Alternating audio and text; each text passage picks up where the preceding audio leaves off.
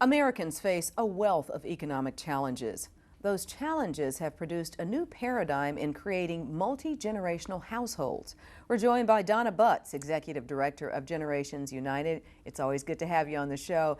You know, a lot of cultures, this is what they do. You know, I think of Hispanic culture, you know, even sometimes Japanese culture, you know, you've got many generations staying with you. But I think nowadays, because of the economy, this is happening more and more to all of us. Oh, you're so right, Angela. There are more and more multi-generational households that are being formed. And it really, while many of the families come together because of the economy, they stay together by choice. There really has been that sort of change in our culture, which originally started with people living together, supporting each other, and pooling their resources to survive and thrive. And now we're seeing a resurgence in that. And do you think it is just the economy, or do you think it's also a recognition that you get so much more when there are so many different people around to help you live life? I always say, I need my friends to help me live life. I need my family to help me live life, you know? Oh, it's really true. And I do think that there's a lot that's really positive about it. There's the economy, and then there's the changes as far as our ethnic makeup in our country as well.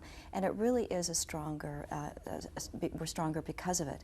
For example, in a survey we did of Americans, we found that in multi-generational households, 82% of the respondents said that they had stronger family bonds because of living together. And 72% said that it really helped them out financially because they were able to share caregiving responsibilities, household responsibilities, and expenses, as well as enjoy each other's company and stay connected to their history and roots. And that's really key, what you're saying, enjoying each other's company and getting the best out of every individual in the house.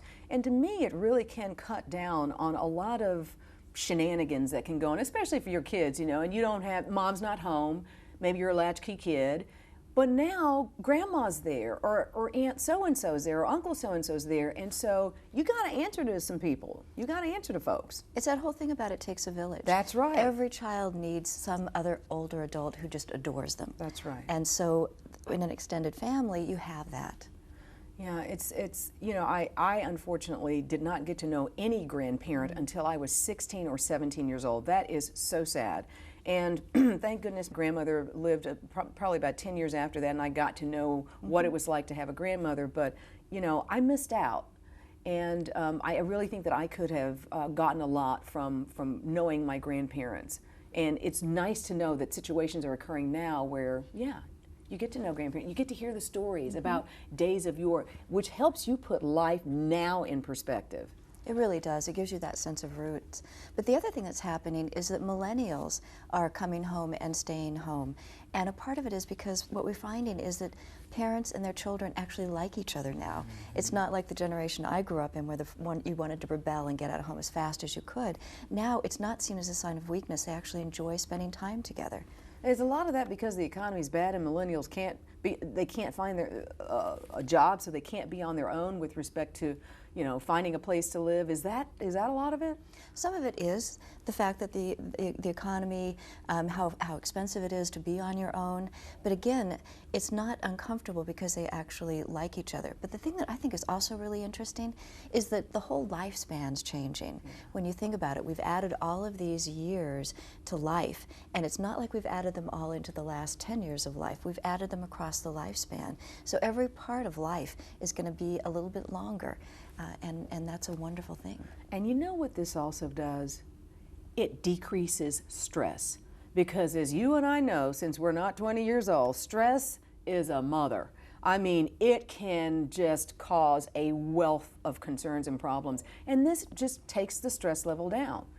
I understand in one way it could bring it up because there's so many people in the house, but you aren't stressed out about child care. You know, some things are automatically taken care of. Well, think about it, caregiving across the generations, because if you're taking care of an older parent and they live 5 states away, there's a lot of stress in that. That's to not right. be able to see them, to not be able to check in on them.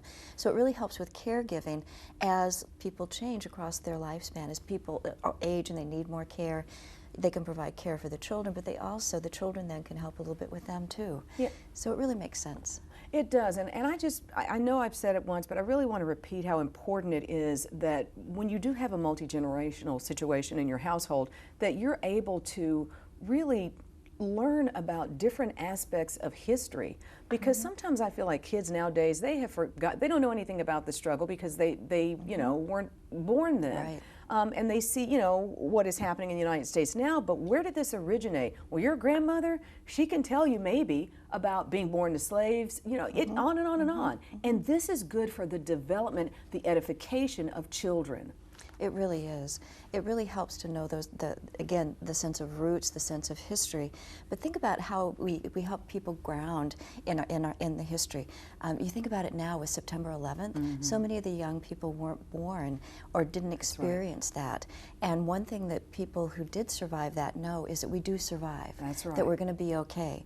That we can make this to a better day. And so I think it's really important to have that perspective that older people have.